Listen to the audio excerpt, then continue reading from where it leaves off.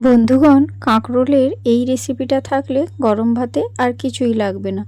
অবশ্যই একবার হলেও কাঁকরোলের এই রেসিপিটা বানিয়ে নেওয়ার অনুরোধ রইল। নমস্কার বন্ধুরা, আমি মুনমুন কিচেনে আপনাদের সবাইকে স্বাগত। প্রতিদিনের মতো আজকেও এসেছি একটা নতুন রেসিপি নিয়ে। এখন বাজারে প্রচুর কাঁকরোল বেরিয়েছে, তো আজকে আমি এই কাঁকরোল দিয়ে একটা দারুণ রেসিপি আপনাদের সঙ্গে শেয়ার করছি। রেসিপিটা প্রথম থেকে শেষ পর্যন্ত দেখার অনুরোধ রইল। তো এই রেসিপিটা তৈরি করার জন্য এখানে আমি 5টি মতো কাঁকরোল নিয়েছি, একদম তরতাজা ফ্রেশ কাঁকরোল। আর এই কাঁকরোল দিয়ে আজকে সম্পূর্ণ নিরামিষ একটা রেসিপি তৈরি করে দেখাবো। তো এখানে দেখুন, কাঁকরোলটাকে প্রথমে ঠিক এইভাবে কেটে নিতে হবে, মানে কাঁকরোলের যে দুটো সাইডের অংশ এইভাবে বাদ দিয়ে দিচ্ছি আর মিডিল বরাবর এইভাবে কাট লাগিয়ে দিচ্ছি। সব কটা কাঁকরোল আগে এইভাবে কেটে নিচ্ছি, তারপর কিভাবে কাটতে হবে সেটা আমি দেখিয়ে দেব। তবে এই কাজটা আপনারা বটির সাহায্যেও করতে পারেন, তাতে কিন্তু কোনো সমস্যা নেই। প্রতিটা কাঁকরোল দেখুন এইভাবে দু আধখানা করে আমি কেটে দিয়েছি। এবারে এই কাঁকরোলগুলোকে মিডিল বরাবর এইভাবে কাট লাগিয়ে দেবেন আর ছোট ছোট করে টুকরো করে চৌকো চৌকো পিস করে এই কাঁকরোলগুলোকে কেটে নিতে হবে। সম্পূর্ণ নিরামিষ একটা রেসিপি তৈরি করে দেখাচ্ছি। যদি রেসিপি ভালো লেগে থাকে তাহলে বন্ধুদের মধ্যে শেয়ার করে দেওয়ার অনুরোধ রইল। আর অবশ্যই ভিডিওটা লাইক দিয়ে শুরু করবেন। অনেকেই ভিডিও দেখেন কিন্তু হয়তো লাইক দিতে ভুলে যান। আপনাদের একটা লাইক আর একটা কমেন্ট আমাকে ভিডিও বানাতে উৎসাহ করে। এখানে দেখুন, সব কটা কাঁকরোল কিন্তু এইভাবেই ডুমো ডুমো করে চৌকো চৌকো করে কেটে নিয়েছি। এবার সব কটা কাঁকরোল একটা বাটির মধ্যে তুলে নিচ্ছি আর কাঁকরোলগুলোকে ভালো করে জল দিয়ে দুবার তিনবার ভালো করে ধুয়ে নিতে হবে, কারণ কাঁকরোলের মধ্যে প্রচুর নোংরা রয়েছে। যে কোনো সবজি বাজার থেকে কিনে আনার পর ঠিক এইভাবেই ধুয়ে নিতে হয়। তো সবজিটা ভালো করে ধুয়ে নিয়েছি, এবারে এগুলোকে জল ঝরিয়ে একটা প্লেটের মধ্যে তুলে নিচ্ছি।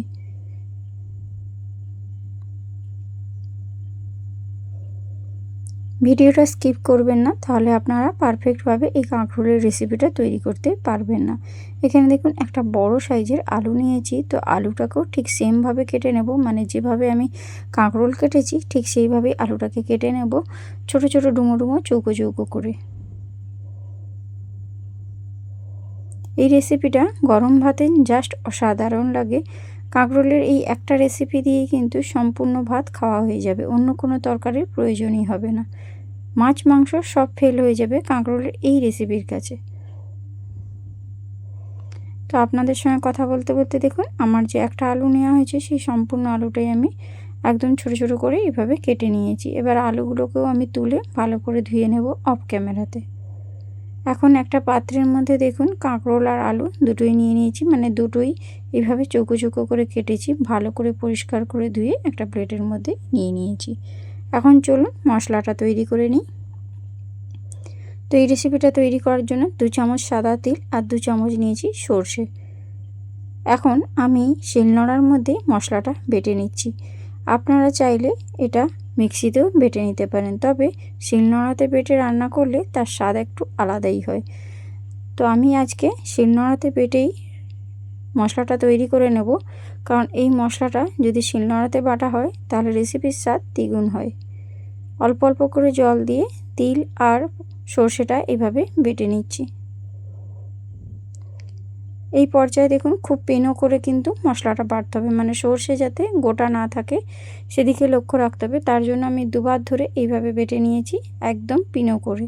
তো এখন দেখুন সম্পূর্ণ বাটা হয়ে গিয়েছে। এবারে গ্যাসের উপর আমি একটা কড়াই বসিয়ে দিয়েছি আর তার মধ্যে দিয়ে দিয়েছি বেশ কিছুটা পরিমাণে সর্ষের তেল। তেলটা খুব ভালো করে গরম হয়ে গেলে এবারে এর মধ্যে দিয়ে দেব হাফ চামচ মতো লবণ আর হাফ চামচ মতো দিয়ে দেব হলুদের গুঁড়ো। এতে করে কালারটা ভীষণ সুন্দর আসে তার জন্য। তো লবণ আর হলুদের গুঁড়োটা ভালো করে দিয়ে তেলের মধ্যে নাড়াচাড়া করে নিচ্ছি আর কেটে রাখা কাঁকরোলগুলো এখন ওই তেলের মধ্যে দিয়ে দিচ্ছি। খুব ভালো করে লালচে করে কাঁকরোলটাকে ভেজে নিতে হবে, যতক্ষণ না এই কাঁকরোলের হালি ভাবটা চলে যাচ্ছে। আর এইভাবে যখন কাঁকরোলটা ভাজবেন, এভাবে ঢাকনা দিয়ে দিয়ে কিন্তু ভাজবেন, তাতে দেখবেন এই তেলের মধ্যেই 52% এখানেই ভাজা সঙ্গে সঙ্গে সেদ্ধও হয়ে যায়। আলাদা করে সেদ্ধ করার জন্য গ্যাস পোড়ানো বা গ্যাস খরচা করার কোনো দরকার হবে না। যখন এভাবে তেলের মধ্যে নাড়বেন, একটু ঢাকনা দিয়ে দিয়ে নাড়াচাড়া করবেন, এতে করে কাঁকরোলগুলো বেশ ভালো ভাজা হয়ে যাবে আর অনেকটাই সুসেদ্ধ হয়ে যাবে। তার জন্য এইভাবে আমি বারবার ঢাকনা দিয়ে রান্নাটা করে নিচ্ছি।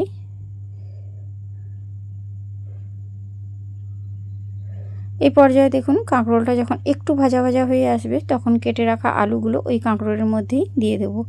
দিয়ে আলু আর কাঁকরোলটাকে একসঙ্গেই ভেজে নেব। এতে করে সময়টা অনেকটা কম লাগে। আলাদা আলাদা করে ভাজতে হলে কি হয়, অনেকটা সময় লেগে যায়। আর এই গরমে বেশিক্ষণ রান্নাঘরে রান্না করতে কারোরই ভালো লাগে না। যতটা কম সময় রান্না করা যায় সেটাই চেষ্টা করবেন। এতে রেসিপিও যেন সুস্বাদু হয় আর রান্নাটাও যেন খুব কম সময় হয়। তার জন্য কাঁকরোল আর আলুটাকে একসঙ্গেই দিয়ে দিয়েছি, কারণ আলু ভাজতে খুব একটা বেশি সময় লাগে না, কিন্তু কাঁকরোলটা একটু ভাজা হতে সময় লাগে। তার জন্য আগে আমি কাঁকরোলটা ভেজে নিয়েছিলাম, তারপর আলুটা দিয়েছি। এরকম একটু লালচে করে আলু আর কাঁকরোলটাকে ভেজে নিতে হবে। এখন তেল ঝারিয়ে আলু আর কাঁকরোলটাকে তুলে নিচ্ছি। যে কোনো সবজি একটু ভালো করে ভাজা হলে রান্নাটা খেতে বেশি ভালো লাগে।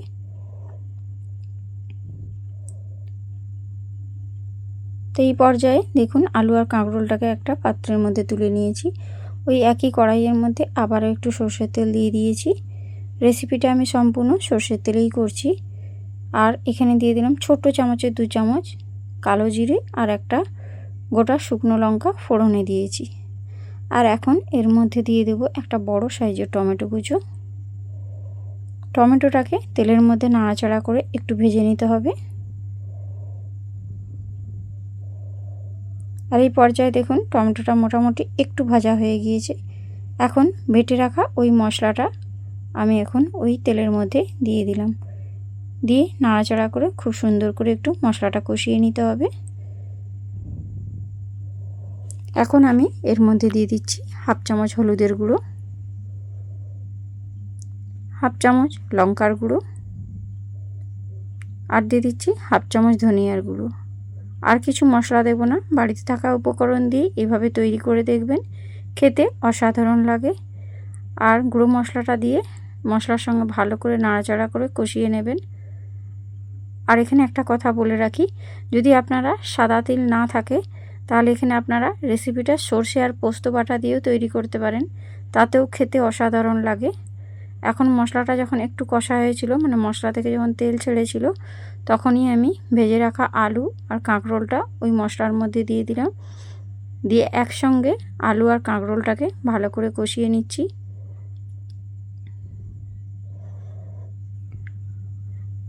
খুব ভালো করে একটু কষিয়ে নেওয়ার পর আমি এর মধ্যে একটু জল অ্যাড করে দিলাম। জলটা দিয়ে আবারও নাড়াচাড়া করে নিচ্ছি। ভিডিওটা কোথাও স্কিপ করবেন না বন্ধুরা, পুরোটা দেখার অনুরোধ রইল। এভাবে ঢাকনা দিয়ে বেশ কিছুটা সময় রেখে দেবেন, গ্যাসের ফ্লেমটা লো টু মিডিয়াম ফ্লেমে রেখে। এতে করে কাঁকরোল আলুটা অনেকটাই সুসেদ্ধ হয়ে যাবে আর মশলাটাও খুব সুন্দর কষানো হয়ে যাবে। দেখুন আলুটা সুন্দর সেদ্ধ হয়েছে। আর একটা কাঁকরোলও আমি দেখে নিচ্ছি কাঁকরোলটাও মোটামুটি সেদ্ধ হয়ে যাচ্ছে কিনা।